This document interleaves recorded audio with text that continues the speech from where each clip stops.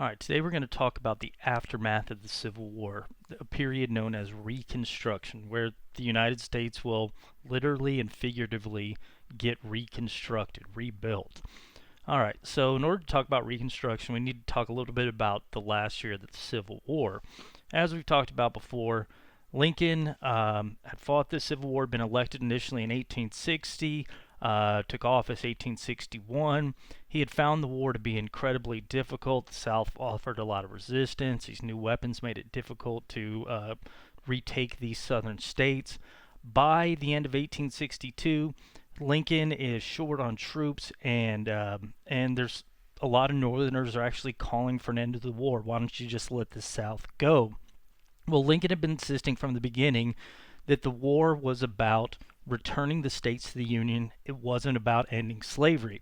And Lincoln had run on the platform of stopping the expansion of slavery. He had said initially that he was not going to do anything about slavery where it currently existed.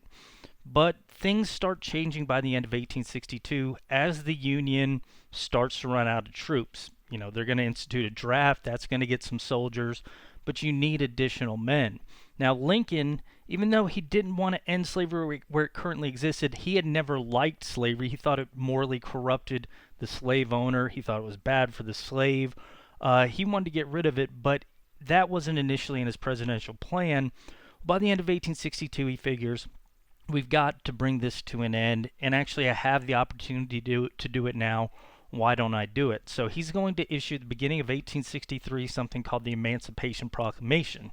This isn't a law. This is a presidential decree, and it's essentially a military measure where Lincoln is going to say that all slaves behind enemy lines, and this isn't going to be all slaves because some states with slavery stayed with the Union, these states right here, but all slaves behind enemy lines in 6 months' time will be free. So basically, he's almost pretending these states didn't legally secede and weren't seceded at the time. And he's saying, if you guys don't give up in 6 months, I'm taking your slaves. And what he's hoping here is, one, they'll give up, and if they don't, we'll get slaves freeing to Union lines, which Lincoln wants to use as soldiers. Well, he issues this Emancipation Proclamation. The southern states don't secede or don't return. And we're going to see what he thought a number of blacks serve in Union military units. So this is where we're going to start to see black veterans serving in the U.S. Army. Well, by 1864, the addition of the black soldiers, the draft, number of measures by the Union Army are going to see the Union being successful by mid-1864, but not as successful as a lot of people thought. A lot of people thought Lincoln wasn't executing the war very well. Some thought he was taking things too far. He had suspended habeas corpus, or the right to a fair trial, to a number of people. Some thought he was a tyrant, and this is, a matter of fact, what a lot of Southerners had thought when he got elected. He's going to become tyrannical. He's going to take away our right to own property, slaves, and that's the reason why he seceded. And in the North, a lot of people, hey, he's not running the war right. And you have this Northern Democratic Party, which is essentially a small government party at this time. Its base was in the South, but the South has seceded. But these Northern Democrats don't like Lincoln because they think he's assumed too much power. So you've got a lot of Northerners don't like Lincoln because they don't think he's running the war right. And a lot of Northern Democrats think he's taking things too far, or that maybe he shouldn't even executed this war in the first place. And by mid-1864, Lincoln might not win re-election. And this is kind of unusual because he's running without the South in the Union. He's only going to be running in northern and western states. Well, it's during this sort of chaotic period that Lincoln is going to decide to replace his awesomely named vice president, a guy named Hannibal Hamlin, which is great. You got Peter Parker, Bruce Banner. Hannibal Hamlin sounds like a superhero name, and the guy's actually a really interesting character. Lincoln's going to replace him not only with a less cool named guy, a guy named Andrew Johnson, but a guy who is a Southerner. He's from Tennessee, and he's a Democrat. So Lincoln gets rid of superhero Hannibal Hamlin and replaces him with generic named Andrew Johnson, a Southerner, and a Democrat, a member of the opposition party. Lincoln's Republican Party is in power. Now we've got this Democrat. He's sticking him on his ticket. And this would be today, if you had Hillary Clinton run in 2016 with Mitt Romney as her vice president candidate, or Trump run with Hillary Clinton or something like that as his vice president. It's not something that's very often done. Why would Lincoln do this? Why would he have a Southerner and a Democrat on his ticket? You can view this as a political measure. So he's trying to reach across the aisle to Northern Democrats, get a couple of them on board so he wins the 1864 election. The way Lincoln's looking at it is, this war's almost over. As long as I win, this thing's will be done within the next year. You can also look at it as an effort to reach out to the South. Basically saying with Johnson, guys, quit fighting. We don't have to continue to fight in bloodshed. If you come back in the Union, I'm not gonna punish you, okay? Look what I'm doing here. I'm putting a Southerner on the ticket with me. So you can view Johnson as reaching across the aisle to Northern Democrats or reaching out to Southerners. You're going to be a part of this thing when we come back. Just lay down your arms. Well, Lincoln is going to end up winning in 1864. Part of the reason he wins is because the Northerners make substantial gains. They basically, a guy named William Tecumseh Sherman invades Georgia, cuts the Southern Confederacy or Confederacy in half, and we're going to see things start to crumble. By the beginning of 1865, at least a couple months into 1865, it's very apparent that the South is about to lose. Southerners start to desert their armies, and what we'll have, this is a picture of Sherman marching through Atlanta, ripping the South to pieces as he goes. And you see a lot of slaves running to Sherman's lines, by the way, because they had heard about Lincoln's Emancipation Proclamation. Well, a lot of Southerners recognize this thing's not going to be won, and you're going to get in April 1865, these Southern forces basically start surrendering to the Union Army. Now, here we are. This is the end of the fighting in the Civil War. What are we going to do now? Well, the end of the Civil War is going to settle certain things and settle them permanently, or at least for the far foreseeable future. One, it's going to settle this debate over whether or not slaves could secede from the Union if they so fit. There'd been a debate really since the beginning of this constitutional government in the 1790s. People were saying, could you leave if you wanted to, if you disagreed with the national government? Who has more power, the states or the national government? This cements the fact that states can't leave if they disagree with the national government. Secession's just not on the table. I know a lot of people want that to be the case, but it's just not. This is 750,000 people are going to die between Union and Confederate forces. Those 750,000 people say you can't leave if you want to, okay? So that's one thing that's settled. It's not just a combination of states, it's this union. The other thing that's going to settle is that there's not going to be slavery in the United States. So as we mentioned, Lincoln had issued the Emancipation Proclamation saying slaves behind enemy lines will be free after 6 month time. That 6 month has passed, so technically that made everybody behind enemy lines free. Former slaves were still enslaved until you defeated the Confederacy, but now, per the president's decree, they should be free. Well, that was just a presidential decree. It didn't have the force of law behind it. And in addition, there were states that had stayed with the Union that had slaves. What about slaves in those states? Well, right towards the end of the war, Lincoln is going to push through, go to Congress, and get a congressional amendment, or an amendment to the Constitution, the 13th Amendment. And what this 13th Amendment will say is, no longer can you keep a person in servitude unless as punishment for a crime. So basically it says slavery is ended. No longer can you do this. It's illegal. This amendment is going to be resisted by people obviously in places like Missouri, Kentucky, states that have stayed with the Union that had slaves. But with those states in the North, they're going to get the 2/3 required to get the constitutional amendment sent out to states. And as we'll talk about, states are going to approve this. So slavery will come to an end in the United States. That's solved. No longer are you going to have slaves. Now, as we'll talk about in a second here, just because you end slavery doesn't solve all the problems with slavery, but the 13th Amendment says slavery is no longer a thing. So this is settled. Southerners are laying down their arms. Slavery has now ended. You have 4 million blacks in the South who are now free, okay? You can't leave if you want to. Those questions are answered. But there's going to be a number of questions that pop up right as soon as the South is surrendering. And actually, Lincoln had been thinking about a lot of these questions for the past couple of years. One question that Lincoln's going to have to answer, and Lincoln thinks he's the one that should be answering these things because the way Lincoln views the Civil War is, I'm commander-in-chief of the Army. The president, per the Constitution, has control of the Army. And he says that because this is a military action, I should be in charge of not only executing the military action, but taking care of its aftermath. He's going to insist, not Congress, but him, he wants to be the one to settle these questions.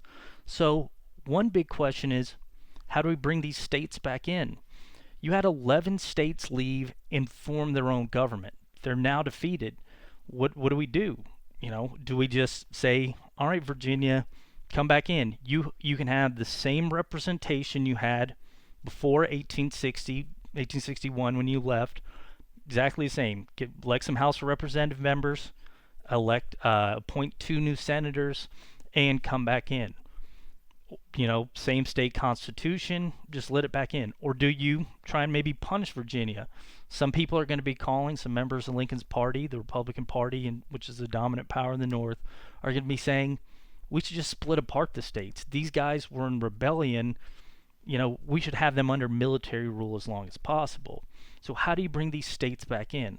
Just let them go as they were before, or punish them, break them apart? What do we do? Another question Lincoln's going to have to deal with is, what do we do about people that were in rebellion? You had Southerners who had killed American soldiers, and they'd basically committed treason. They'd killed American soldiers. They were in rebellion. How do you deal with them? Guys like this guy right here, Robert E. Lee, he had led armies that had actually invaded the North and places that didn't secede from the Union, killed people there. What are you going to do about this guy? Do you kill him? I mean, that's a punishment for treason. Do you let him stand trial? Does Lincoln just execute him as a military measure? How do you bring these guys back in? Some people thought you should be very lenient. Some people thought you should be harsh. It's another question Lincoln's going to have to answer. Another question Lincoln's going to have to answer is, how do we physically rebuild things, okay? You had Northern armies march through the South, ripping it to pieces. These federal buildings, state buildings, private property had been destroyed. What do we do with all this? Do we use federal funds to rebuild this? Do we collect taxes from people in the North to pay to rebuild buildings in the South? Do we force Southerners to pay for it? Because this is going to cost money. It's going to require bricks. It's going to require cash to pay laborers. How do you do this? Do you take property away from the people that had authorized the rebellion? Do you tax only Southerners? What do we do here? Okay. Another thing, how do we rebuild the Southern economy? Okay. Basically, before the Civil War, you had most Southern states are in this cash crop economy. Actually, all Southern states. You had a tiny bit of industry in Virginia, but most of these Southern states are relying on cash crop economy that's fueled by slaves, okay? Especially down here in these deep South states, your main labor force is enslaved people, people that were doing work not because they were earning a wage, not because they were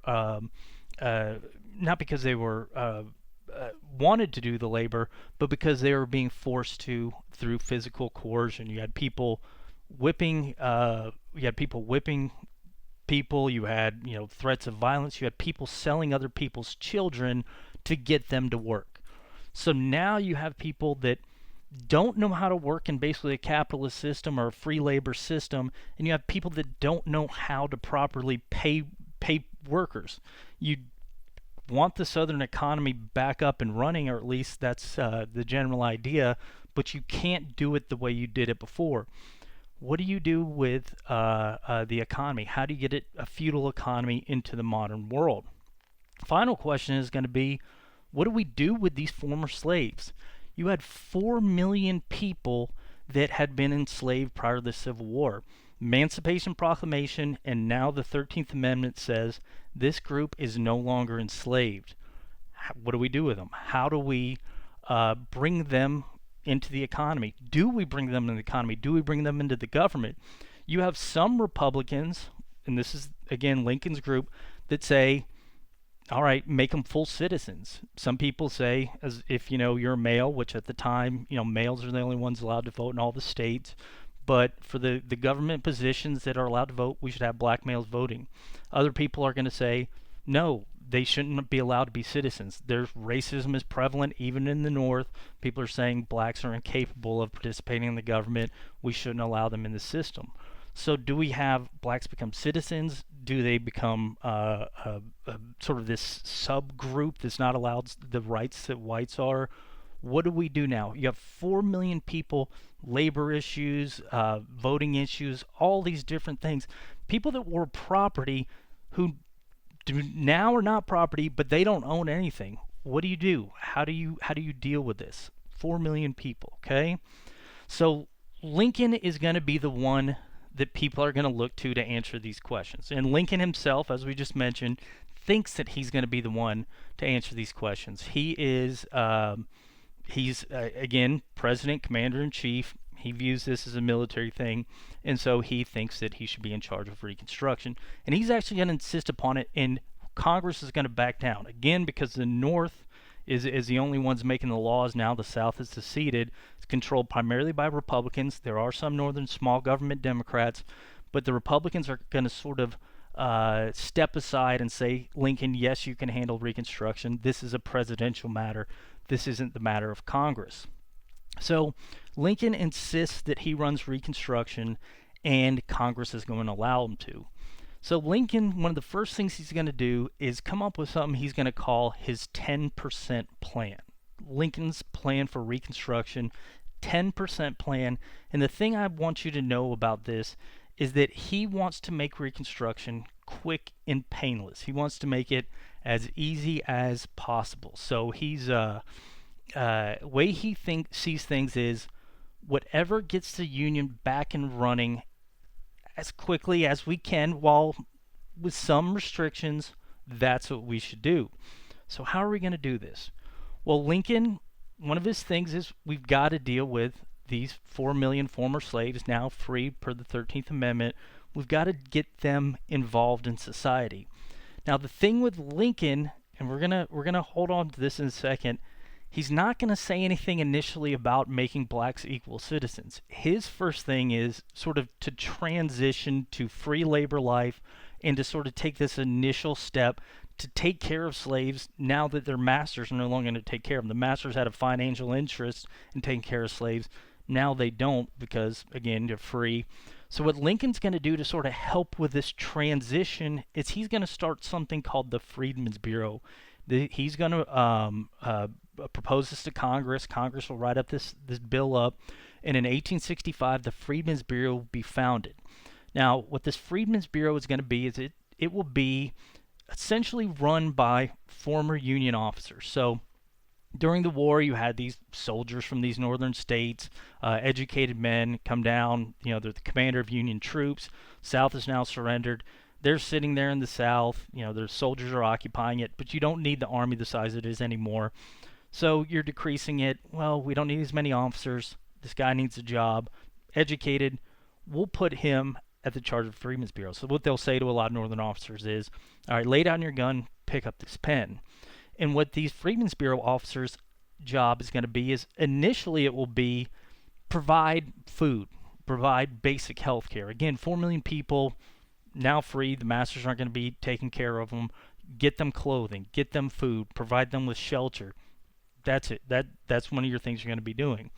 The next step of Freedmen's Bureau officers is going to be to start integrating the former slaves, and the former slave masters, get them used to dealing with a free labor economy.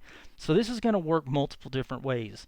Former slaves are going to have to learn, hey, this is what you asked for in a contract. You sign a contract, you're going to fulfill a contract. This is the type of wage you need to provide, clothes, things like that. Again, this is a group, slaves, vast majority have not been taught reading, writing, mathematics, anything like that. So this is a living wage.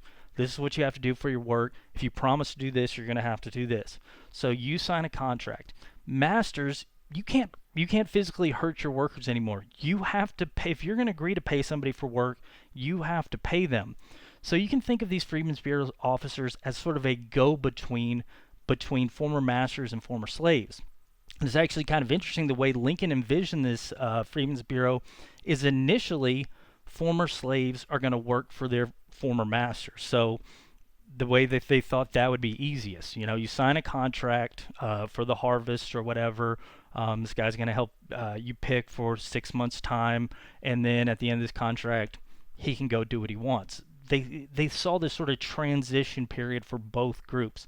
You're learning how to pay people, and you're learning how to work for a wage. So serve as this transition. Now, there is going to be, Freedmen's Bureau is going to start a basic transition into non-manual labor positions. Again, former slaves, all they've been taught was manual labor, vast majority working in the field. Some of these officers are going to be training some younger blacks to how to do clerical jobs, things like that, to sort of make it not exclusively manual labor in the future. So help with this transition and start prepping the next generation for this transition to Freedmen's Bureau, or to the freed life. Not radical. This is not radical anyway, okay? This is just Lincoln, the way he sees the Freedmen's Bureau, as sort of a step. This is going to be a stepping stone. Doesn't say how long it's going to last. But if I had to guess, I'd say Lincoln would think this is going to be going on for 2 or 3 years. It's actually only going to be funded for the next year. So Lincoln might have thought that everything will be done in a year. Now, Lincoln is not going to be calling for giving former slaves the right to vote. Does not say anything about that during the Civil War. Now, he might have thought it, but he didn't say it. Part of the reason he's not going to say it is because he knew if he said it, South's not going to give up. And the people in the North, there were these groups that thought he had started the war not to end secession, but to end slavery and give equal rights to blacks. That would have upset them. So he very well may have believed it, but he's not going to say anything about it. That is not until right as the South is giving up, Lincoln's going to make a speech where he casually mentions, maybe we can extend the right to vote. Maybe we need now, states are the ones who determine who votes and who doesn't. I should point that out. But the federal government could maybe do an amendment saying states can't take away the right to vote for certain things. And Lincoln mentions maybe we should do something to make sure black veterans and educated blacks can't be excluded from the vote. This is a casual thing he mentions. He just mentions it as an aside. He doesn't have a plan for it, but he mentions that maybe this particular group is deserving of a vote. So Lincoln just casually mentions that. Now, is Lincoln thinking that this is a stepping stone and eventually, the federal government will have a law saying you can't take away the right to vote based on color? Maybe, but as spoiler, we're not going to know a heck of a lot about it because he just mentions this casual aside. So he introduces the idea of the federal government stepping in and making sure that black veterans and educated blacks get the right to vote. So not radical. And he's not even talking about citizenship rights for most blacks. He's not talking about right to trial by jury, anything like that. It's just stepping stone dealing with labor issues. So that's one thing Lincoln is going to say. Well, what about other things? What about asking guys like Robert E. Lee? What about guys like Jefferson Davis, the president of the Confederacy? Do we hang them? Do we allow them to serve in government? Do we allow them to vote? Okay, how are we going to deal with this? Well, Lincoln's going to want this to be quick and painless. So do you think if he goes up and hangs Robert E. Lee and all these high-ranking Confederates that, that's going to be peaceful? No, that's probably going to cause, uprising against the national government. and it's going to cause people to not work with the national government. You're going to make people martyrs. So Lincoln is going to decide to be incredibly lenient with high-ranking Confederates. So he's going to arrest Jefferson Davis, throw him in jail just for a couple years. Same thing with Robert E. Lee, put him on house arrest for a while. But he's only going to actually hang one person. Only one Southern leader is hanged by the North for actions in the Civil War. That's the warden of this Andersonville prison. Basically, Andersonville treated some Union prisoners very poorly. That's the only guy that's hanged. And the way Lincoln's thinking, I don't want a martyr. I want this to be quick and painless. So we're not going to kill high-ranking Confederates. He doesn't even talk about seizing property from high-ranking Confederates. You know, some people in these more what they're going to call radical Republicans are talking about these guys committed treason. Let's take their property. Let's use it for tax money. Let's redistribute it. Lincoln doesn't want that because he thinks it's going to complicate things. So not going to kill high-ranking Confederates, only in prison for a couple years the most high-ranking Confederates. And even then, it's really only Jefferson Davis and one or two other guys in the very top of the Confederacy. So you're not going to get killed. However, Lincoln's 10% plan will say you're not going to be able to vote or participate in the government in any form until you ask Lincoln for a pardon. I'm not going to let Jefferson Davis come back in unless he specifically writes me and I say, cool, you're good to go. You can serve as postmaster of Georgia. You know, Robert E. Lee, you can't serve even in the Virginia state government unless I, Abraham Lincoln, says it's okay. So we're not going to kill you, but we're also not going to let you participate in the government. Now, what about everybody else? All right, so that's high-ranking Confederates. What about Joe Schmo, the guy that served in the Confederacy, low-ranking Confederate officer? What's Lincoln thinking about with those guys?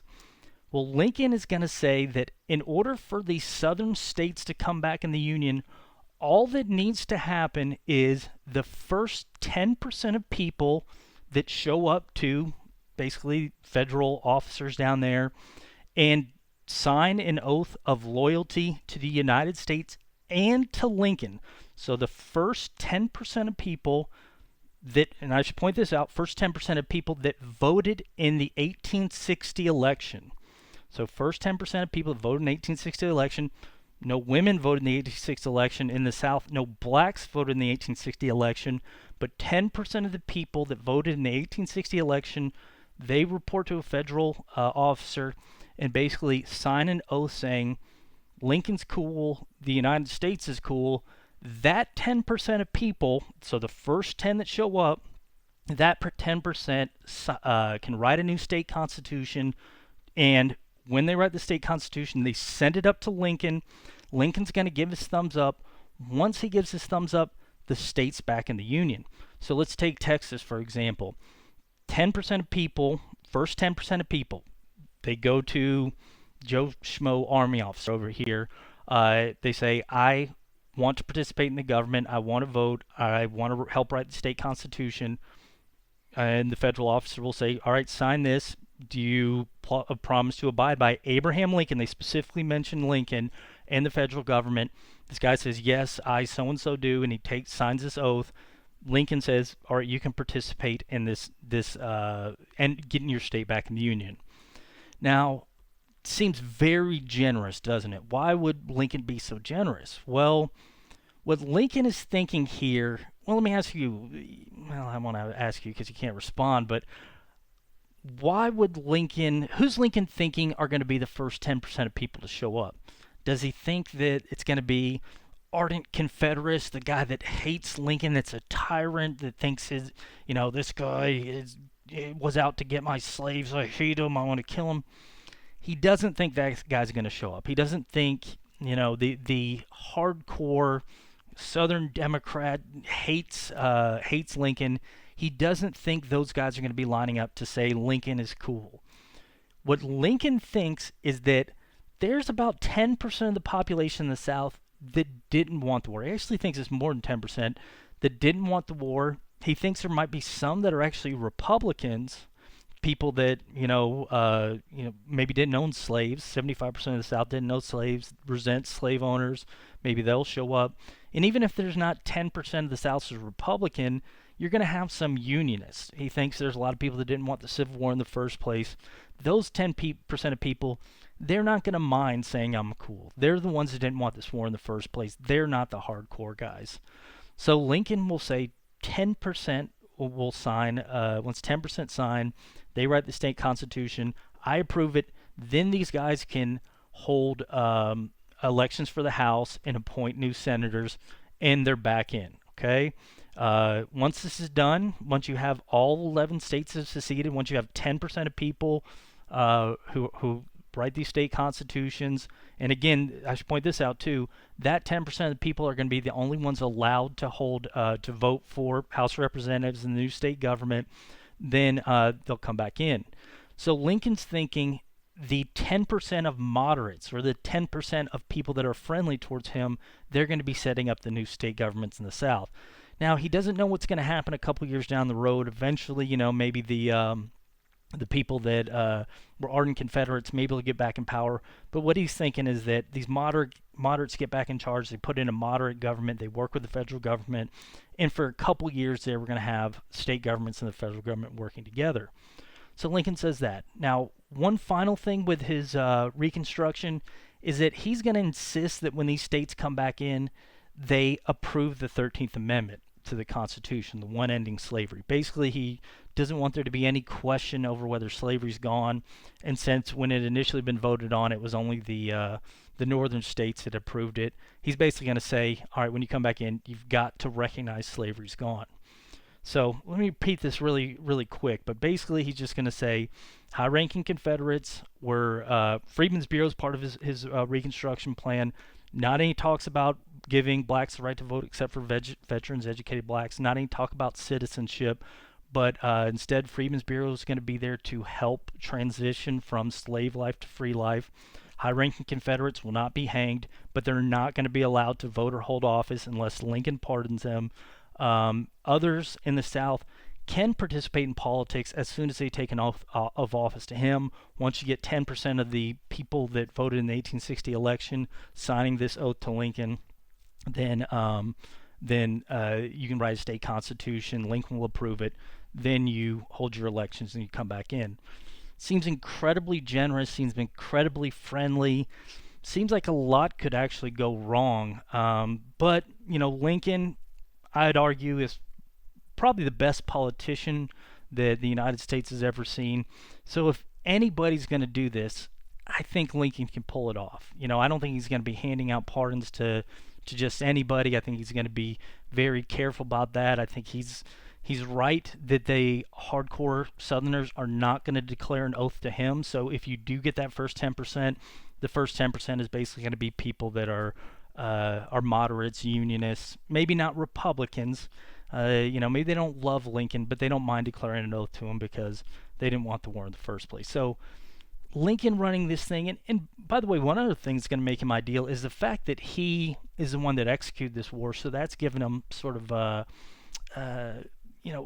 it's given him some credit in politics. So with him running things, maybe this thing's going to happen really well. Maybe the 4 years of war, people are just going to forget about this. Maybe the Union's going to be brought back in, and everything's going to be perfect in the future. Maybe all the problems that led to the Civil War are going to be answered. Maybe we've got this ideal situation that's going to develop. This is a picture from Reconstruction time period, and this is sort of the ideal Reconstruction. You got each of these pillars is representing a state, and you have the ones that stayed back in the Union. I can't read the pictures here, but I think it's like New York or something like that. So you have these states that are holding up the Union as a whole, and these ones right here, these little pillars are the southern states that are left, and you got the United States on top. I guess that'd be Congress right there, and you got the eagle with the flag, looking all warlike but regal at the same time. And you've got in this depiction, you've got a black child sleeping with a white child. You've got former slaves having dinner with former masters. You got everybody looking, the economy looks like it's being built back up. People are driving these regal carriages. Industry's up and running again. And man, this Reconstruction under Lincoln looks like everything's going to go well. And it's great because you've got all these former, politicians looking down and saying, "Yeah, good job. Reconstruction looks like it's going well." George Washington, "Hey, thumbs up, guys. This union's going to stand. Everything's going to go well." You've got Thomas Jefferson. He's there. "Guys, this is going to be so good. We get our problems past us." And you've got, this guy. Wait a minute. Why is Lincoln up in heaven looking down at Reconstruction? He's supposed to be the one running it. What the heck is going on here? What the heck is going on here is that Lincoln is not going to be the one to run Reconstruction because of this guy. This guy's name is John Wilkes Booth. Now, we're not going to get too much into the background history of John Wilkes Booth. Just know that he was an actor. He was an actor in plays. So John Wilkes Booth would tour around. He was from the South, but he did plays everywhere. So think of him like one famous actor from today, I don't know, George Clooney or something. Although poor George Clooney doesn't want to be associated with John Wilkes Booth. Just think of him level of fame like George Clooney or something, in that he would perform in plays, and if you were somebody who was elite who could afford to go to plays, which wasn't everybody, you'd have plays come into town for a month. You'd drive into town, and you maybe get to see it if you're wealthy enough to do it. And if the play showed up and it features John Wilkes Booth, you knew you were getting a good actor. The guy could act, things like that. Well, John Wilkes Booth is somebody who was, like most Southerners, racist. He believed that blacks should be in subservient positions, and that he actually believed that slavery was good for blacks. There were Southerners that actually believed that. So John Wilkes Booth has these racist views, and he's got this opinion that, like many Southerners, that Lincoln, when he's elected, he's intending not just to stop slavery where expanded from expanding, but stop slavery where it existed before. So John Wilkes Booth has this this impression of Lincoln. Well, this impression to John Wilkes Booth is going to be realized when, in 1863, Lincoln issues the Emancipation Proclamation ending slavery. Lincoln would view that as it was necessary, it was a war measure. John Wilkes Booth would say, it's not a war measure, this is what this guy intended all along. Next thing you know, he's going to give citizenship to blacks, equal voting rights, and the whole system is going to be turned upside down. Now, the thing with John Wilkes Booth, he has these beliefs, but he didn't join the Confederate Army. Now, this is kind of a weird thing, but you did have, during the Civil War, it wasn't like a long border between one place and another. You had people passing back and forth. So John Wilkes Booth actually did plays in the North while the war was going on, did plays in the South. But he was definitely a Southern sympathizer, and if you ever talked to him, he would rail against Lincoln. He would, say, "Oh, this guy's, he's going to make slaves, blacks equal to us," and all that type of thing. He was very ardent against Lincoln. Well, another thing that's going to make John Wilkes Booth unique is that in 1859, he'd actually dressed up and witnessed the execution of a guy named John Brown. John Brown, a lot of people say he sort of pushed the Civil War because he tried to start a slave insurrection in the South. Booth hated John Brown, but the way he viewed it is, this is one guy who changed history, just one person. And so Booth is going to start getting it into his mind that he wants to be a person, just an individual person who changes history just like John Brown. And John Wilkes Booth is going to start concocting this plan in 1864 to kidnap Abraham Lincoln. And Booth's plan, he starts conspiring with a number of conspirators in Washington, D.C., by the way. He's in the capital of the Union when he's making these plans a lot of the times, to kidnap Lincoln. And his idea is to trade Lincoln for Confederate soldiers. So by 1864, one of the things that was happening with the Confederacy is they didn't have enough men to continue to fight. So John Wilkes Booth thinks that if I kidnap Lincoln, this will get some soldiers back. The South can continue to defend itself, continue to resist the North. So he and his conspirators start working on this plot in 1864.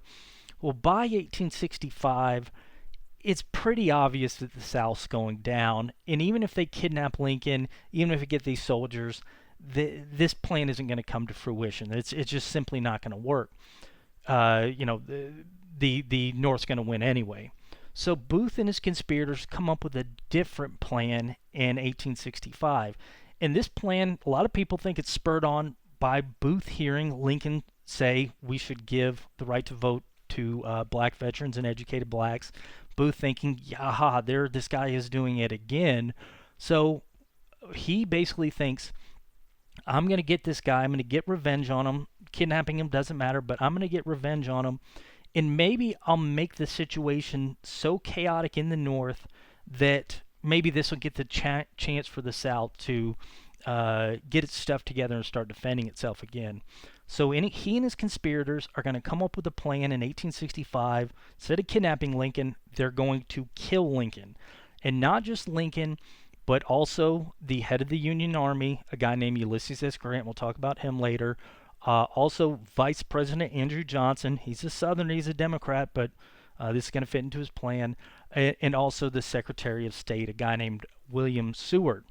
So what Booth is thinking is that if I execute these guys, it's going to cause chaos in the North. Now, today we have a constitutional amendment that basically lays out who takes charge when the president dies, who takes charge when the vice president dies, who takes charge, blah, blah, blah, a long chain of who takes over. So we know that if president dies, vice president takes over, he dies, secretary of state takes over, then I think it's the speaker of the house, then I think it's the Senate majority leader. I could be wrong about that, but it's a whole long list. We know who goes in order, who dies. Well, they didn't have that back then. It was basically president dies, vice president. Vice president dies, maybe the secretary of state, but what if that guy dies? We don't know. So what Booth thinks is that if we execute all these top guys, then chaos is going to reign. And again, maybe the South can come back. So he and his conspirators come up with this plan. On the night of August 14th, they're going to execute Lincoln, Vice President Johnson, Secretary of State Seward, and Ulysses S. Grant. Well, their plan is almost immediately going to face some problems. One problem is going to be that the guy that's set to execute Secretary of State Seward is going to immediately face a problem. So Seward had recently been in a carriage accident. You know, we all can imagine if you're in a car accident and you get hit by a car going 40 miles an hour, you can break bones, all right? We understand that. Well, you break bones with a car accident. You can actually break bones with a carriage accident, which seems weird because you're riding this carriage, blah, blah, blah, going 30 miles an hour, 30 miles an hour, maybe even, probably not even that fast. Oh, there's a buggy over there. Hey, better slow down. Well, somehow you can hit each other big enough to cause a bone breakage. Well, that actually happened to Secretary of State Seward. He was in a carriage accident, and his body gets put in one of those huge casts. You know, we see it in the movies. They look like sort of mummies, with, you know, legs being held up, that type of thing. He was actually in one of those. So his co-conspirator, night of August 14th, the guy that's going to be killed him, knocks on the door of Seward's house. Their housekeeper let him in. He goes upstairs, finds Seward sitting there in this cast. The guy pulls out a knife, and you can imagine Seward sitting there in his sort of mummy outfit. Oh no, stop! You know, we can't do anything about it because he can't get up. Well, this guy starts stabbing Seward all over the place with his knife, trying to kill him.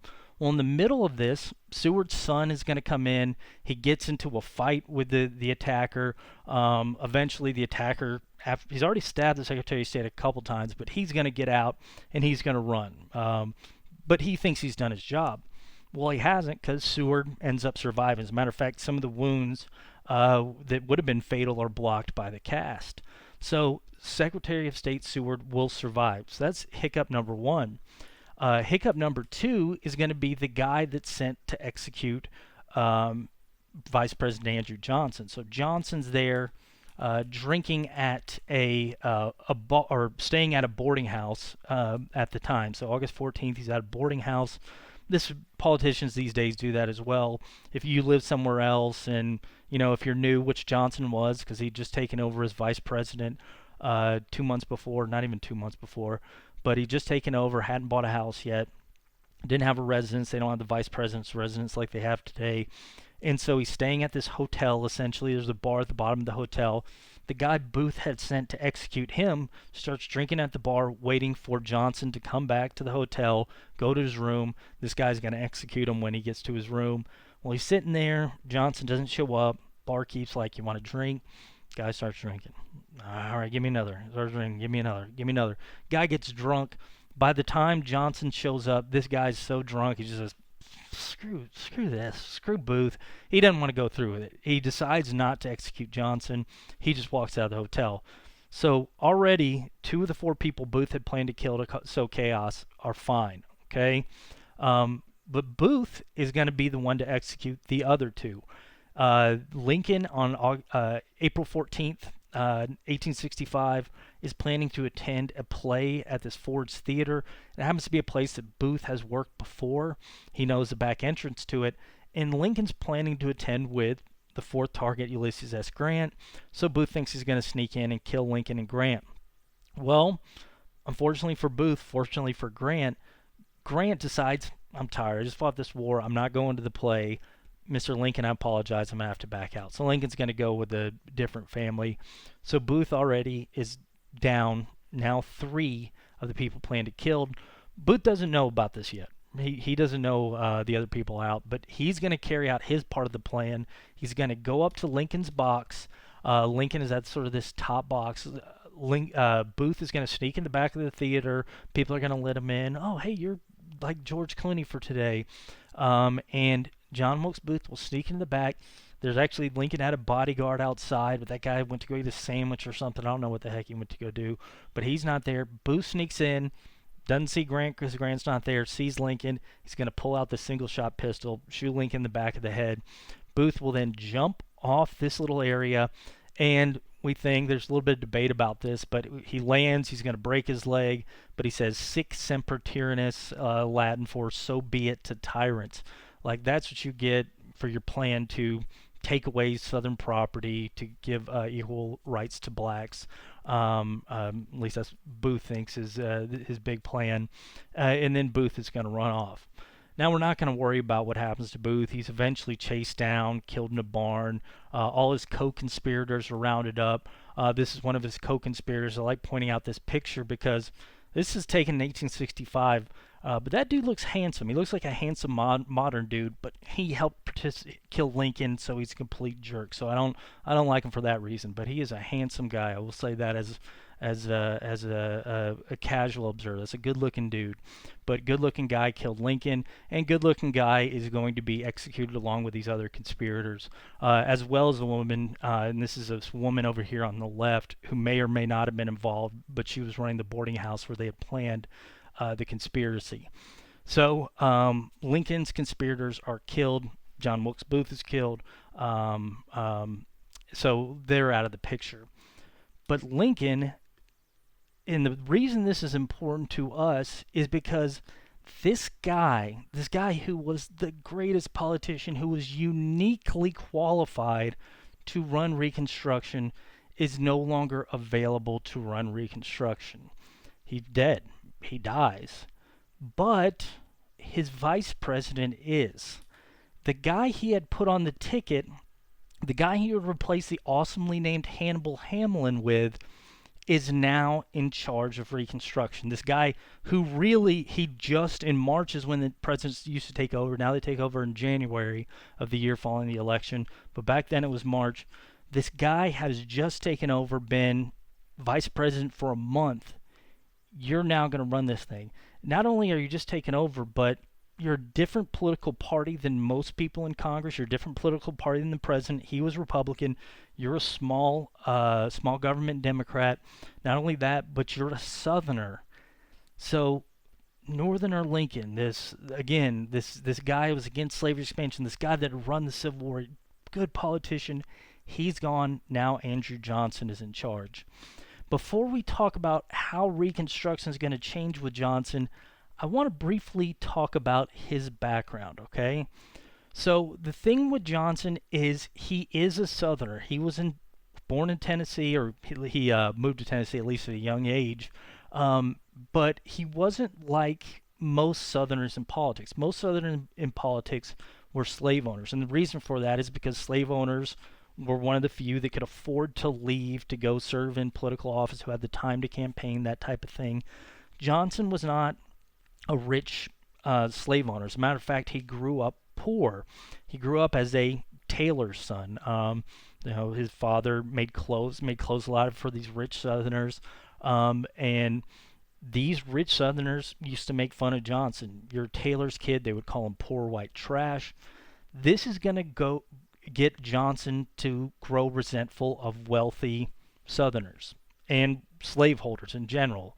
Now, as we're going to talk about, his feelings on slavery, black people are very different. But as far as slave owners, the rich people doesn't like him. All right, gets all this chip on his shoulder because he was made fun of as a poor kid. As a matter of fact, you can say he's got a lot of insecurities.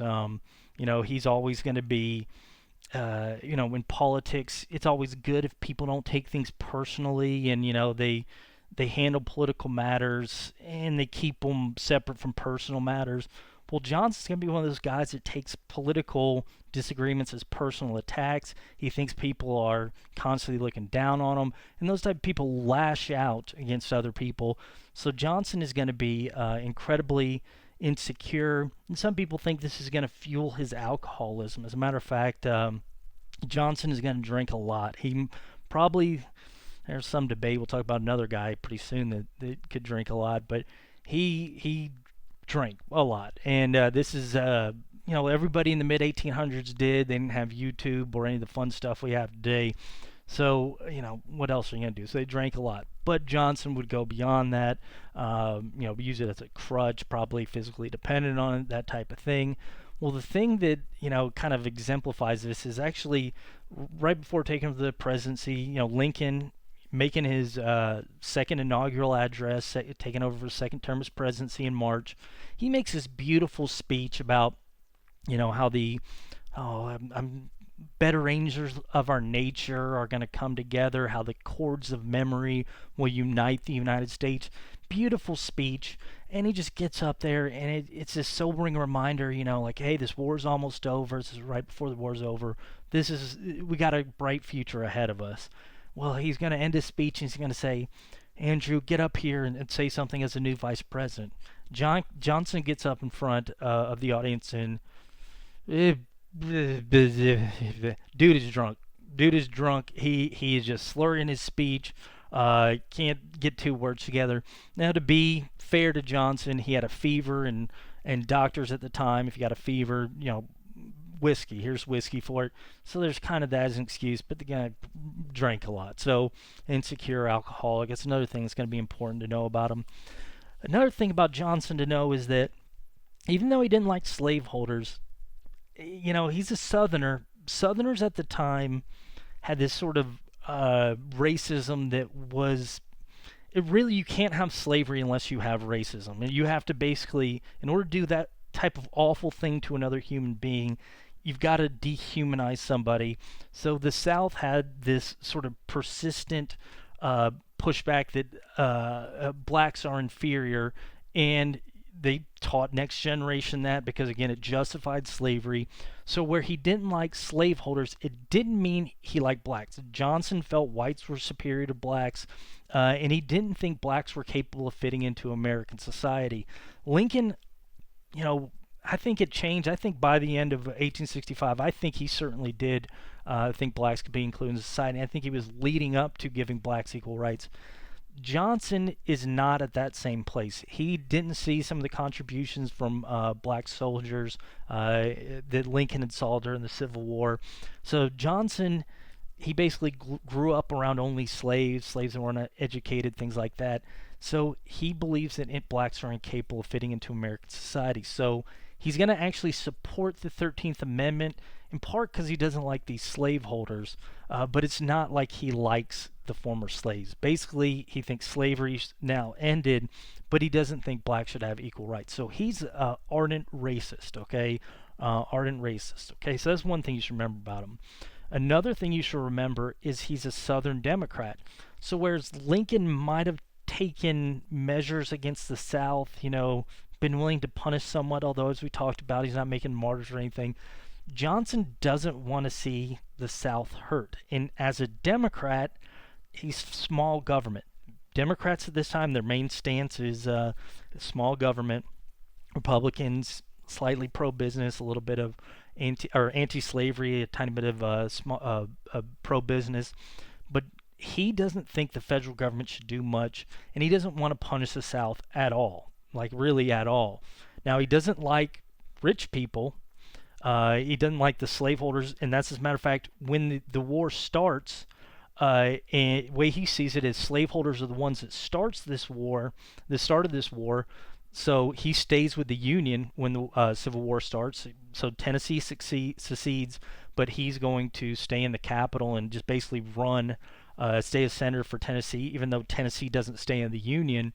That's in part because he didn't like slaveholders, but he still likes his state and he doesn't want to see it hurt. So he's a Unionist.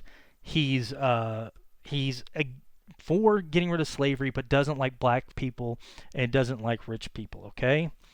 All right. So now we have this racist, but a Unionist, but this Southern Democrat in charge, and he's now in charge of Reconstruction. So how is he going to run things? Well, in a way, Johnson's plan for Reconstruction is going to be very similar to Lincoln's.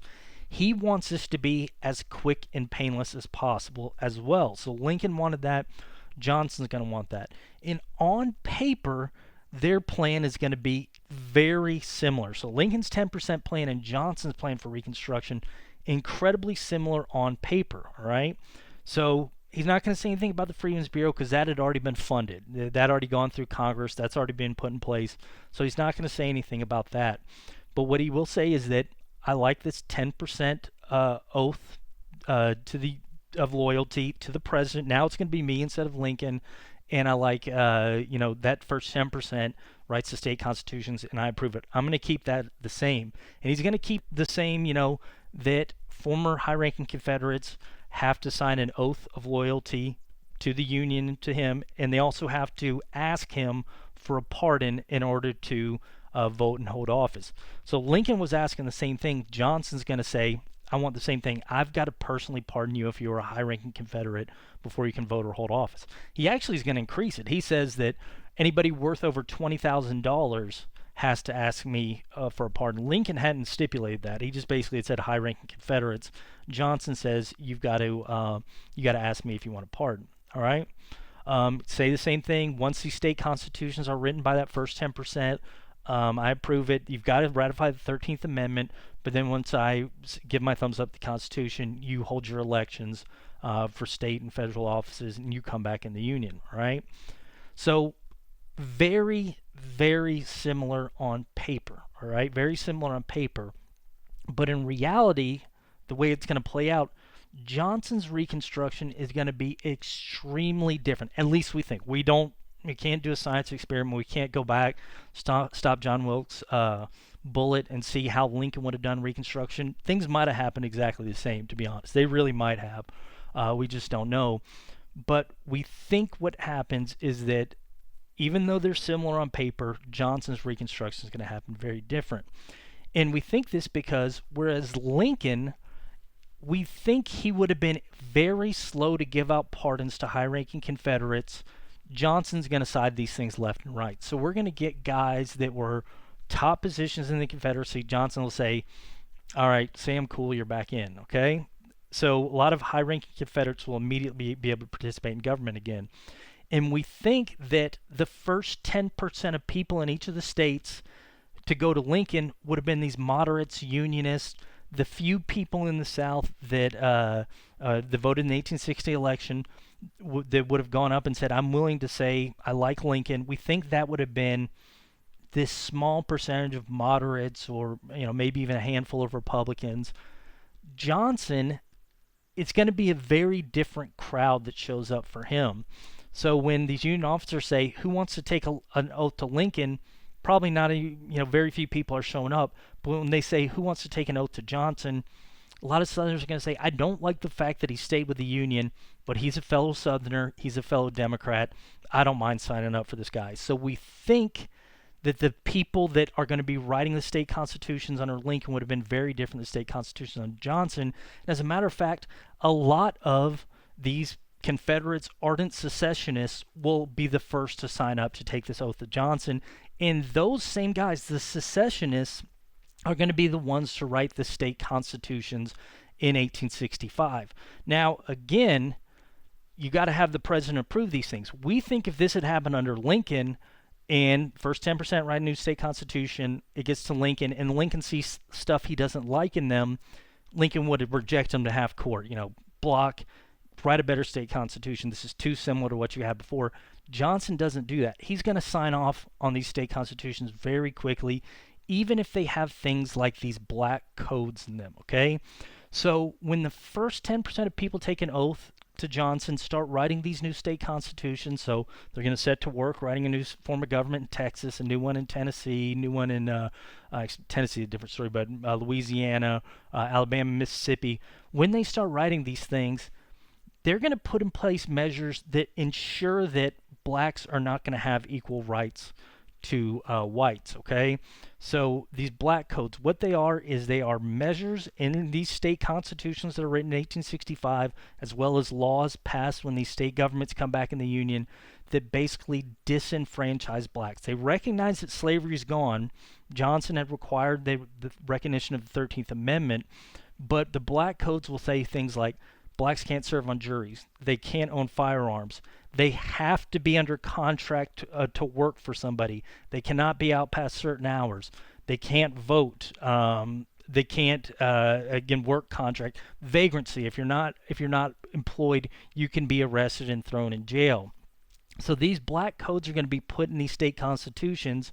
Johnson's going to get them. Fine. He approves them, whereas we think Lincoln would have said, nope, not going to do it. You've got to give these people a chance. Johnson's going to say, I don't care for black people. That's fine. You can disenfranchise them. I don't think they should be citizens either. So by the end of 1865, you've had most of the 10 of the 11 southern states have taken, you've had 10% take the oath. Johnson's approved them. They've written their state constitutions. Johnson's approved them. And now they're holding elections for state government, and they're holding elections for federal office. And what we're going to see is when these elections are held, again, the only people that are going to be able to vote in these elections are that first 10% that showed up. But again, the first 10% that showed up are a lot of former secessionists. What you're going to see is a lot of the people elected to office are former Confederates. Most of the time this is going to be people in low-ranking Confederate offices, but Johnson had approved some high-ranking Confederates to vote and hold office. So you're going to see a lot of these guys start to show up in these state offices. And when these states hold elections to go back, because now once Johnson approves them, you can send your House of Representative members. Every state gets number of House Representative members based on population. Every state gets 2 senators. So the states, they start getting taken over by former Confederates. They're going to send former Confederates as senators. They're going to hold this vote, and then the people that are voting, a lot of them former secessionists, they're going to elect former Confederates into office. As a matter of fact, what we're going to see here is guys like Alexander Hamilton Stevens are going to get into office. So Alexander Hamilton Stevens, he will be appointed on this new, so he's from the state of Georgia. Georgia does just what we said. They basically hold the 10% vote, or 10%. They appoint, take an oath to Johnson, write a state constitution. Johnson gives a thumbs up. Georgia starts putting in these black codes, starts holding these elections for state office, and then holding elections for federal office, appointing their senators. One of the 2 people that Georgia's state legislature is going to appoint, this newly elected as state legislature made up again of a lot of former Confederates, is going to be Alexander Hamilton Stevens. So he's going to get in his cart and buggy, head up to go to the Senate for the United States. I'm going to be in the legislature for Georgia. Well, when Stevens gets to the Senate, he will find that he'll go to sit down, and it didn't exactly happen the way I'm describing it, but I'm just being a little uh, trite here. But he's going to go sit down, and this is going to shock a lot of Northerners because before being appointed as a senator for Georgia, Alexander Hamilton Stevens had served as vice president of the Confederacy. So what had happened, Confederacy falls apart, they surrender. Andrew Johnson takes over Reconstruction. Stevens writes Andrew Johnson, hey, can I please come back in? Can I please hold office again? Johnson says, sure, you can come back in. Johnson actually likes approving of these high-ranking Confederates because it gives them power over these wealthy slaveholders. So he approves Stevens' position. The state of Georgia then holds elections. Again, because it's this 10%, a lot of people that didn't mind the office to Johnson.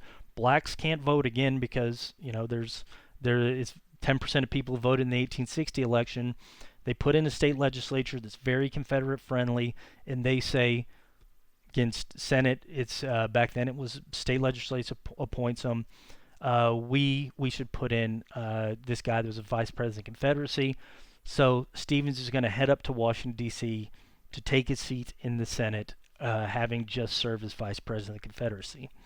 Now, I want you to imagine that you are a Northern Republican. You're a guy that, maybe you got elected, you're one of the early Republicans to get to Congress. Let's say you took over in 1858, 1859, and you basically saw the South secede after Lincoln's election. You sent a couple sons off to war. Some of these sons died in this war fighting these Southerners, these treasoners. You basically heard Lincoln's plan. You thought, man, that's a little lenient, but I know Lincoln's on my side because he's my political party, and he executed this war. But you think Lincoln's got this handled. But now you see Johnson taking over instead of Lincoln, and you see Johnson allowing these guys to hold office again. And now you see the vice president of the Confederacy pulling up into the Senate, taking a seat. Hey, what's up, buddy? Let's get some U.S. legislation passed. How are you feeling if you're a Northerner, if you're a Republican?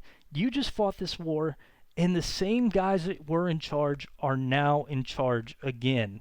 What was the point? Sure, you ended slavery, but a lot of Northerners didn't even care about that. But the guys who seceded from the Union, which is, again, what a lot of Northerners fought the war for, they're now back in power. What's changed? And again, these black codes, if you are somebody that was fighting for black rights, which is a small percentage of Northerners, although it had grown during the war, now you're seeing these black codes in place that while slavery's gone, blacks are going to be in pretty subservient position. They're not going to have equal rights. Sure, they're not slaves, not treated as property, but they don't have much right beyond that. So Northerners are going to get upset, and specifically these Northern radical Republicans, okay? So these guys right here you would consider radical Republicans. These guys are Thaddeus Stephen, Charles Sumner. Now, in 1865, when these former Confederates start showing up to office, these radical Republicans are a minority in the Republican Party. Most Republicans are like Lincoln. They had joined the Republican Party to stop the expansion of slavery. Some had sort of bought into the idea of making small concessions towards black citizenship or black voting rights.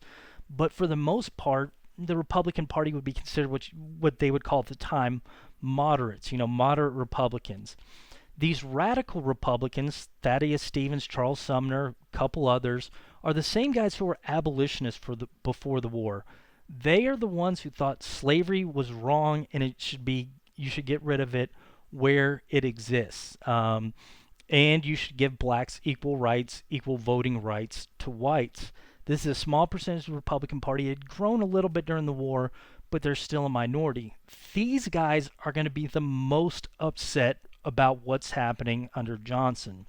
The way they see it is essentially, he's stabbing blacks in the back. They had fought for the Union. They deserved their rights. Sure, I should point out, radical Republicans thought Lincoln was being way too lenient.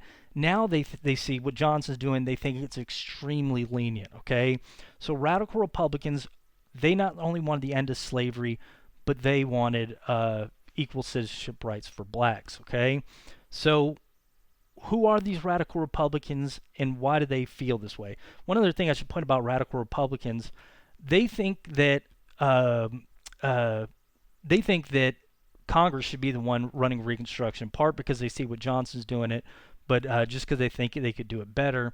Radical Republicans are going to think the South should be punished. They're going to be talking about ideas like breaking apart states, creating new states. They're going to be talking about selling off slaveholders' land to pay taxes, to redistribute to slaves. Again, very progressive in their racial beliefs. Now, why are they so progressive? Some of these guys are some of these guys believe this for personal reasons. We're going to talk about that in a second. Some of them are basically, politically thinking, blacks should have equal rights because if they get equal rights, they're not going to vote for Democrats because Democrats were the party of secession. Most Southerners are Democrats, white Southerners are Democrats. We're not going to vote for that party because, again, that's the party that basically kept us enslaved. So they're going to vote for Republicans. So some of these guys have political motivations, but I would say most radical Republicans are doing it for personal reasons like these guys.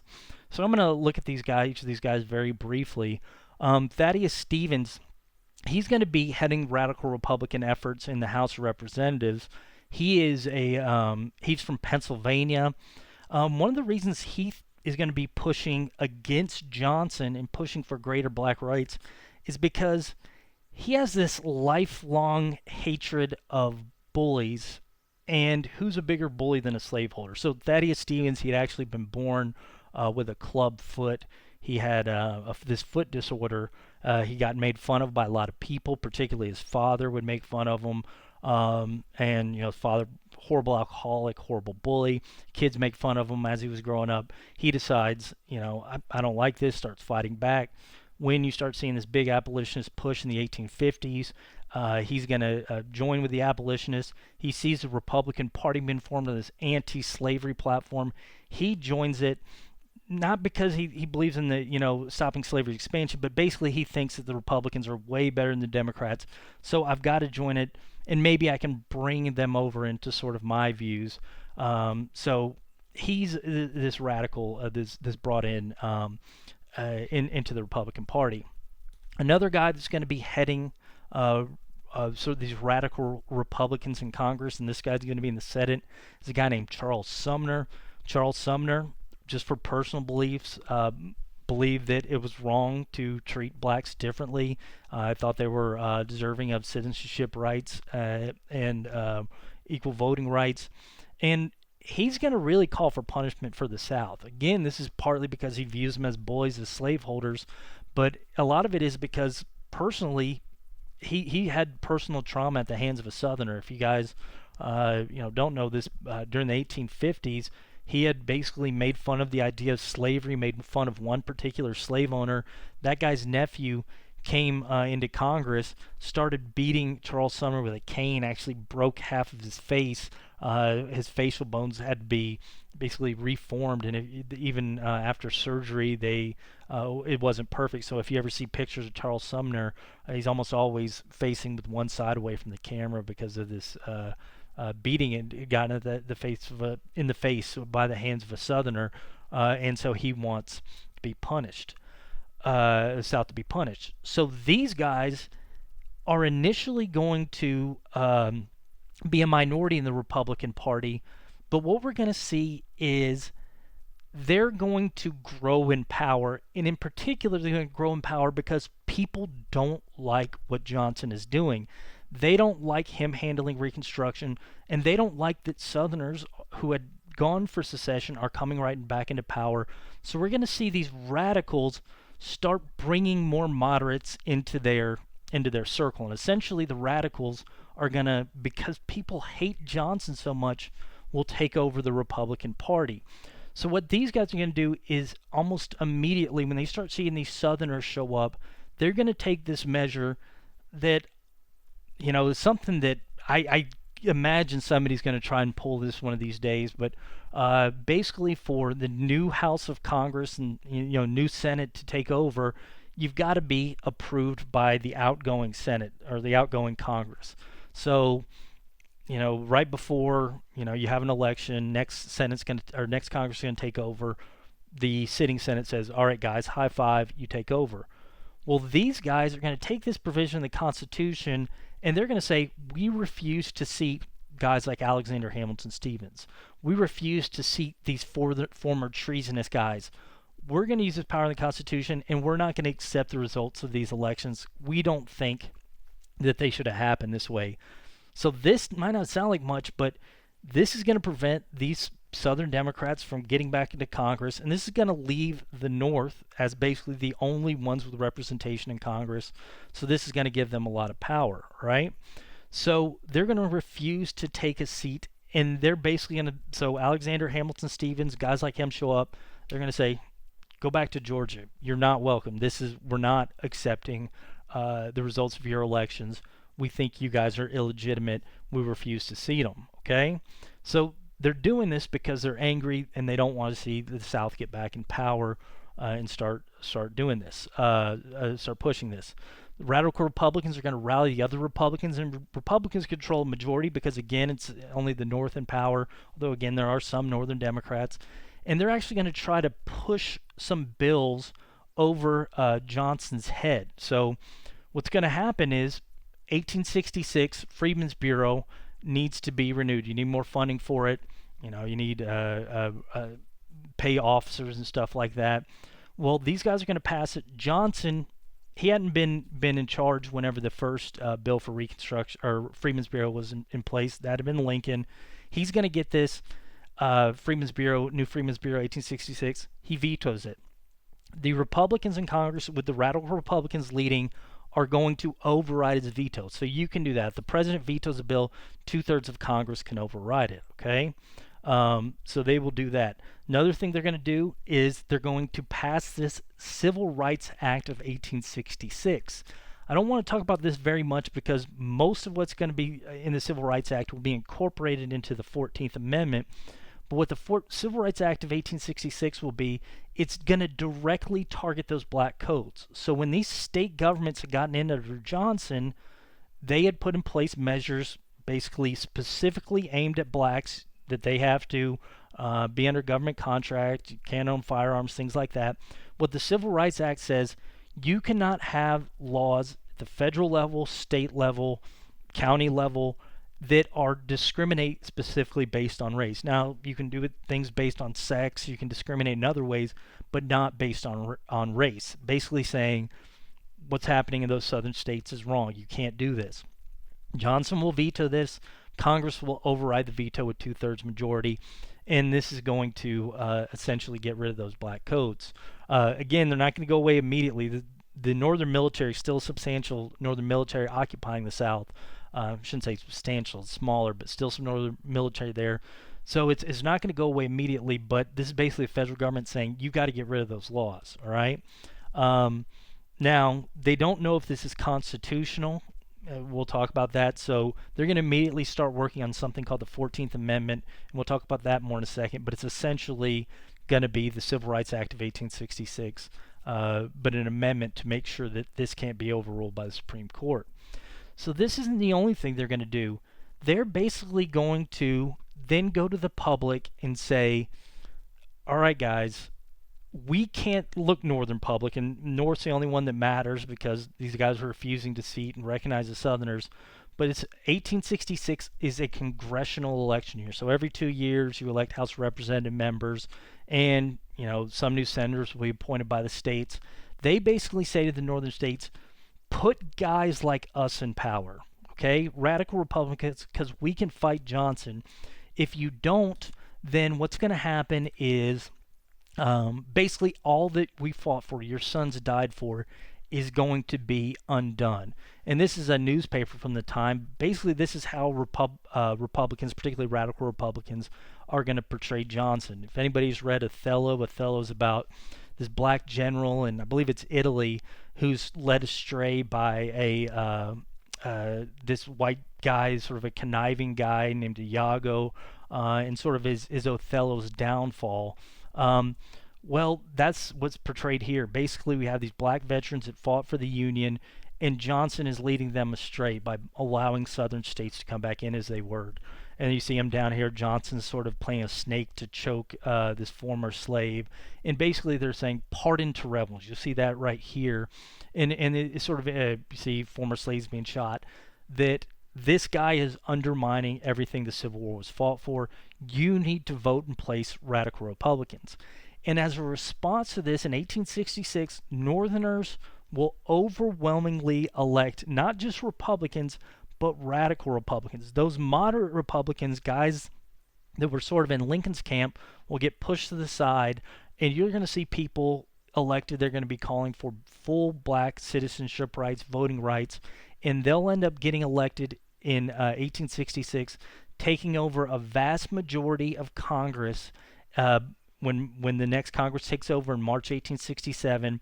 And what they're going to do is immediately start putting in place measures to prevent Johnson from doing anything else with Reconstruction. And we're going to see this presidential Reconstruction, supposed to be done under Lincoln, ended up being done under Johnson, is going to be pushed to the side as this new radical Republican Congress will take over.